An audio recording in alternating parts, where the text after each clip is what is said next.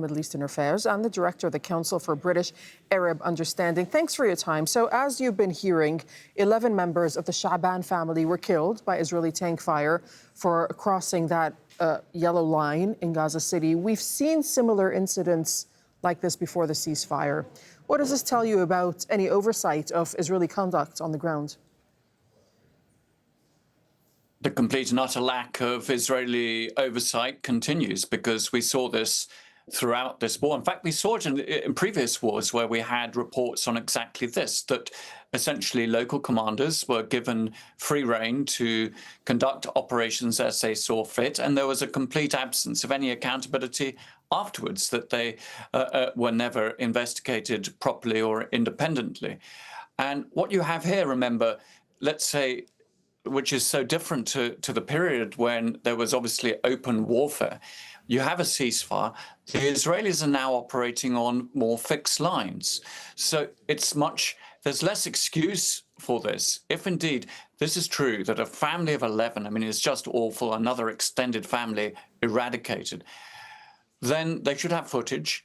There should be greater clarity as to what goes on. There should be immediately announced an investigation as to exactly why this happened. But of course, we're not going to get any of that, because in all of this, and what we are seeing in all these grisly scenes, is essentially Palestinian life matters less than Israeli.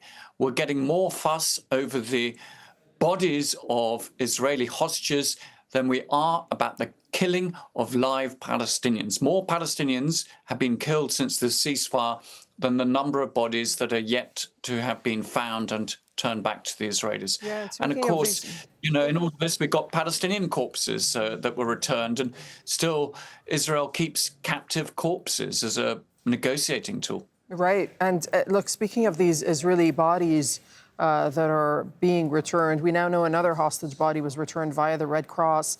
Israel, of course, saying Hamas is delaying all of this. Hamas says we simply don't have the equipment.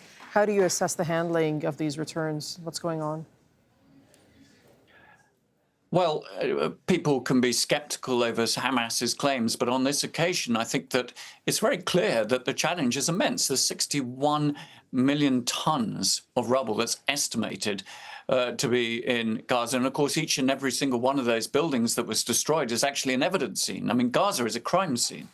So to go in there and to find and locate all of these bodies is an immense challenge, and they're going to need help. They're going to need diggers. They're going to need external experts. And we understand that Turkey is sending a team of 80 specialists, but they've got to be allowed in. You've got to have fuel to operate these equipment.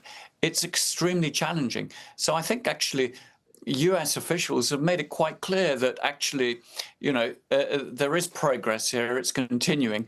And they're not really questioning the efforts to find these Israeli hostages. And remembering also that the estimates of 10,000 Palestinians are under that rubble. And that is really likely to be an underestimate, because I remember that 10,000 figure being given back in the early part of 2024. So, well, I can only just imagine how many lie there. So for Palestinians, that trauma is not covered in the international media. It is by Al Jazeera, thank you.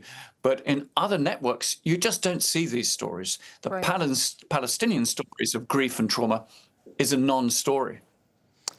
Thank you so much, Chris Doyle. Thanks for your analysis. You're a commentator on Middle Eastern affairs and the Director of the Council for British-Arab Understanding, speaking to us from London this hour.